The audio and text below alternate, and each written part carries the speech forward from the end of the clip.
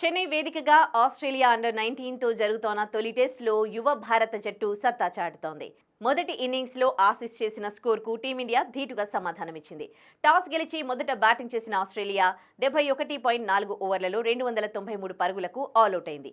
అనంతరం బ్యాటింగ్కు వచ్చిన భారత్ తొలి ఇన్నింగ్స్లో 62.4 ఓవర్లలో 296 పరుగులకు ఆలౌట్ అయింది. ఓపెనర్ వైభవ్ సూర్యవంశీ మెరుపు శతకం బాదాడు.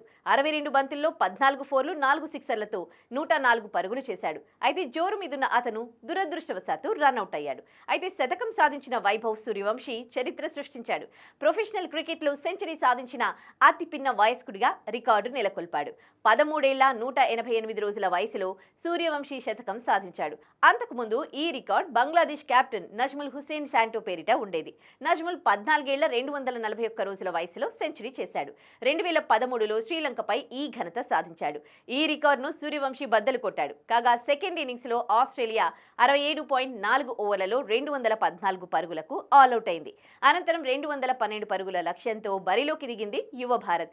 కానీ ఈసారి సెంచరీ హీరో వైభవ్ సూర్యవంశీ ఒక్క పరుగే చేసి పెవిలియన్ చేరాడు.